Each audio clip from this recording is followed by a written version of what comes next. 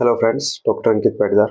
आज हम बात करते हैं एसेंशियल ट्रेमर के बारे में। मेरे पास एक केस आता है, एक भाई साहब आते हैं 65 साल के, और राइट हेड डोमिनेंट थे वो, और वो ट्रेमर का केस लेके आते हैं। उनको ऑलमोस्ट 20 साल से ये प्रॉब्लम परेशान कर रही है।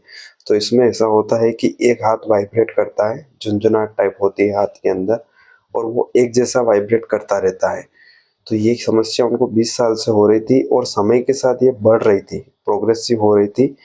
और ये मतलब वो कुछ वर्क वगैरह करते थे, जैसे कुछ लिखना हो या फिर कॉफ़ी पीना हो, कप उठाना हो, पानी का गिलास उठाना हो, तो उसमें क्या है कि मैनुअल डेक्स्ट्रोसिटी से उनको काम करना पड़ता था, दोनों हाथ लगाना पड़ते थे। अगर एक हाथ से वो काम करते थे तो उनको बहुत ज़्यादा परेशानी होती थी।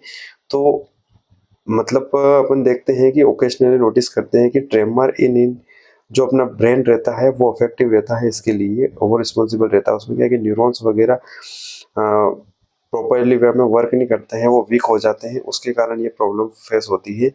तो इसमें क्या है कि बैलेंस नहीं बन पाता है, और कोई भी एक्टिविटी करते हैं तो उसमें प्रॉब्लम होती है। तो इसमें देखा गया है कि वो वाइन कंज्यूम करते थे, बियर और वाइन। तो उसमें क्या है कि वो कंज्यूम करते थे, तो उसमें जो ट्रेमर की सेवरिटी है वो डिक्रीज हो जाती है, ऑलमोस्ट मतलब 10 to 20% ही रह जाती है, और उनका असर, इसका असर रहता है 1 से 2 घंटे तक। उसके बाद में ट्रेमर की एक्टिविटी ऑटोमेटिक बढ़ जाती है।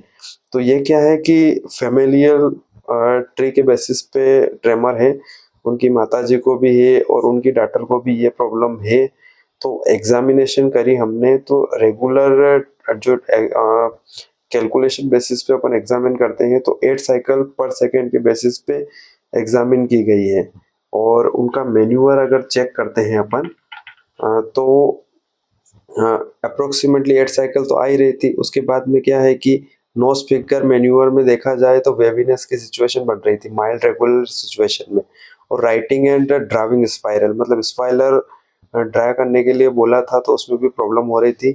उनकी टोन बिल्कुल नॉर्मल थी, और वॉल्यूंटरी मूवमेंट अगर परफॉर्म करते थे तो उसमें वन हैंड से हो जाते थे, और उसमें क्या है कि क्वालिटी में डिफरेंस रहता था। तो कॉन्ट्रालेटरल जो आर्म रहती है वो पूरी तरह से अपडेटेड नहीं रह पाती है। और occasional tremor noted in head and voice, मतलब जैसे बोलने में भी उनको ट्रेमर का फील होता था।